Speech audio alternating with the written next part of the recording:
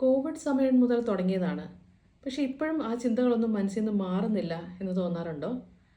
ഇപ്പോഴും ഈ അടുത്ത സമയത്ത് പോലും അന്നുണ്ടായിരുന്ന കുറച്ച് ചിന്തകൾ ഇപ്പോഴും എന്നെ ഹോണ്ട് ചെയ്യുന്നു എന്ന് പറഞ്ഞിട്ട് പല ആൾക്കാരും സൈക്കോളജിസ്റ്റിനെ സമീപിക്കുന്നുണ്ട്. കൂടുതലും യങ് ആയിട്ടുള്ള ആളുകളാണ്, അല്ലെങ്കിൽ ടീനേജേഴ്സ് ആയിട്ടുള്ള കുട്ടികളൊക്കെയാണ് അങ്ങനെ അധികമായിട്ടും പറയാറുള്ളത്. കാരണം അവരാണ് ഏറ്റവും കൂടുതൽ സഫർ ചെയ്തത്. അവർ വീട്ടിൽ ഒറ്റപ്പെട്ടു പോയി. ഓൺലൈൻ ക്ലാസ്സുകളൊക്കെ ആയിരുന്നു.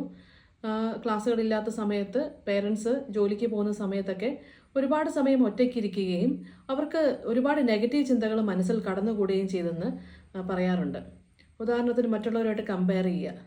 എന്നെക്കാളും മറ്റെല്ലാവരും മിടുക്കരായിരിക്കും, അവർ നന്നായിട്ട് പഠിക്കുന്നുണ്ടാവും, ഞാൻ മാത്രമായിരിക്കും ഇങ്ങനെ പഠിക്കാത്ത ഒരാൾ, അല്ലെങ്കിൽ നെഗറ്റീവായിട്ട് ഉള്ള ഒരാളെന്നൊക്കെ ചിന്തിച്ചു പോകുന്ന അവസ്ഥ.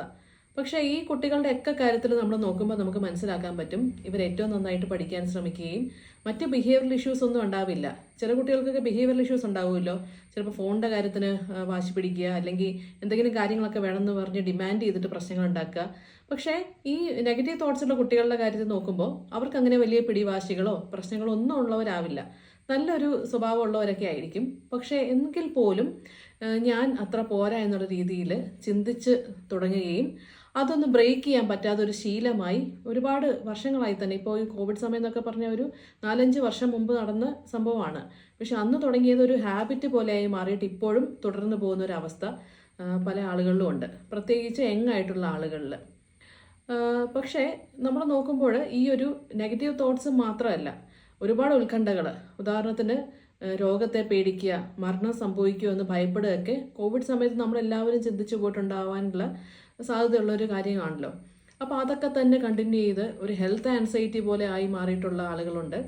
എല്ലാ ഏജ് ഗ്രൂപ്പിനെയും കോവിഡ് ബാധിച്ചിട്ടുണ്ട്. അതുകൊണ്ട് അതിനെ എങ്ങനെ ബ്രേക്ക് ചെയ്യാം എന്നുള്ളത് നമ്മൾ ചിന്തിക്കണം. കാരണം പല ആൾക്കാരും സ്വന്തമായിട്ട് നല്ല ക്വാളിറ്റീസ് ഉള്ളവരും ഒരുപാട് പൊട്ടൻഷ്യൽസ് ഉള്ളവരും ഒക്കെയാണ്. പക്ഷേ ചിന്തകൾ കാരണം അവർക്ക് മുന്നോട്ടൊന്നും ചെയ്യാൻ പറ്റാതെ പോകുന്ന ഒരവസ്ഥ സംഭവിക്കുന്നുണ്ട്. എല്ലാ ഏജ് ഗ്രൂപ്പിലും അത് സംഭവിക്കുന്നുണ്ട്. അപ്പോൾ നമ്മൾ തിരിച്ചറിയത് നമ്മൾ അവരെ ഉപദേശിച്ചത് കൊണ്ടോ അല്ലെങ്കിൽ ഇതൊക്കെ വെറും തോന്നലാണെന്ന് പറഞ്ഞ് നമ്മൾ വെറുതെ അങ്ങ് പറഞ്ഞാൽ മാറുന്നൊരു കാര്യമല്ല. കാരണം ഒരുപാട് നാളുകളായി മനസ്സ് രൂപപ്പെട്ട ഒരു കാര്യമാണ്. ഇനി അതിനെയൊക്കെ അൺലേൺ ചെയ്യണമെങ്കിൽ ആ രീതിയിൽ തന്നെ പുതിയതായിട്ടുള്ള ഒരു പോസിറ്റീവ് തോട്ട്സൊക്കെ നമ്മൾ സ്റ്റാർട്ട് ചെയ്യണം.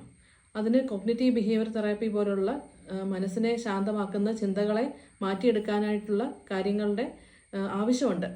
അപ്പോൾ നമ്മൾ ഉറപ്പായിട്ടും ഇതൊരു ട്രീറ്റ്മെൻറ്റിന് വിധേയരായ മാത്രമേ ഇത് മാറ്റാനായിട്ട് പറ്റുള്ളൂ. കാരണം നമ്മളിത് സിമ്പിളാണെന്ന് പറഞ്ഞ് അവരെ നമ്മൾ വെറുതെ ഇതൊക്കെ എന്താണെന്ന് പറഞ്ഞാൽ അത് മാറില്ല.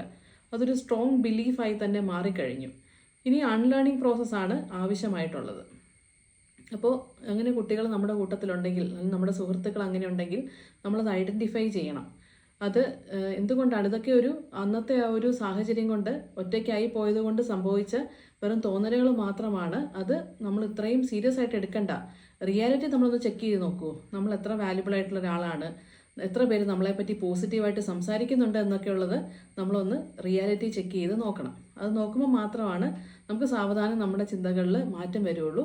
ആ രീതിയിൽ നമ്മൾ ചിന്തിച്ച് തുടങ്ങണം. നമ്മുടെ സുഹൃത്തുക്കളെ ആ രീതിയിൽ നമ്മൾ പ്രോത്സാഹിപ്പിച്ച് തുടങ്ങണം.